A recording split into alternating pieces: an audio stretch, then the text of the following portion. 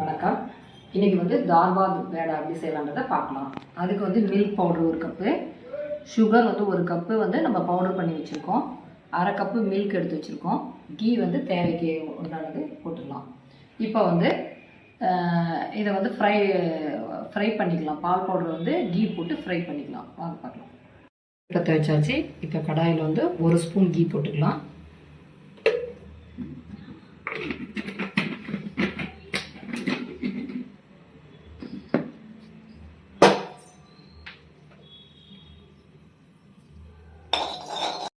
ஸ்லோவில் வச்சுட்டு இந்த கீயில் இந்த பால் பவுடர் போட்டு ஃப்ரை பண்ணி எடுத்துக்கலாம்.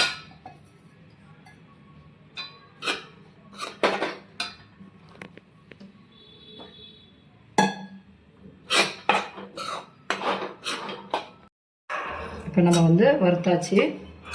இதுக்கு மேலே பண்ணால் ரொம்ப தீஞ்சிரும், அடி பிடிக்குது. இது நம்ம அந்த 1 ஸ்பூன் நெய்லேயே ஒரு 5 நிமிஷம் ஃப்ரை பண்ணி இப்படி எடுத்துக்கிட்டோம். இதை மிக்சியில் அரைச்சிக்கலாம். ஆறின பிறகு மிக்சியில் அரைச்சிக்கலாம். மில்க் பவுடரை 1 கப்பு வந்து போட்டு 1 ஸ்பூன் கீ போட்டு வறுத்தாச்சு. மிக்சியில் அரைச்சிட்டு வந்து இது கடாயில் திருப்பி போட்டாச்சு. இப்போ வந்து 1/4 கப்பு நம்ம வந்து பால் விட்டு நம்ம கிளறிக்கலாம். ஒரு கெட்டி பதம் வர வரைக்கும் கிளறிக்கலாம்.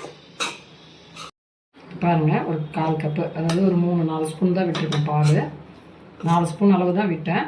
இப்போ கிளறியாச்சு. இப்போ வந்து இறக்கிடலாம். பால் போட்டு கிளறி இறக்கியாச்சு. இப்போ வந்து ஒரு 3 ஸ்பூனு சுகர் பவுடரை போட்டுக்கலாம். அப்புறம் பார்த்துக்கிட்டு இன்னும் கொஞ்சம் போட்டுக்கலாம். அதை வந்து 3 ஸ்பூனு சர்க்கரை போட்டு பிசைஞ்சிட்டோம். சப்போஸ் நீங்கள் அதிகமாக சர்க்கரை குழன்னு இருந்துச்சுன்னா பால் பவுடர் கொஞ்சம் யூஸ் பண்ணிக்கோங்க, போட்டு பிசைஞ்சிக்கோங்க. அப்புறம் அந்த ஷேப் பண்ணிவிட்டு அந்த கீ தொட்டு இந்த ஷேப் பண்ணுங்கள். கீ 1 ஸ்பூன் விட்டு கையிலலாம் பிசைஞ்சிட்டு ஷேப் பண்ணிவிட்டு நம்ம சுகர் பவுடரை டஸ்ட் பண்ணி வச்சுருக்கோம். இப்போ இதே போல் நீங்களும் செய்யுங்க.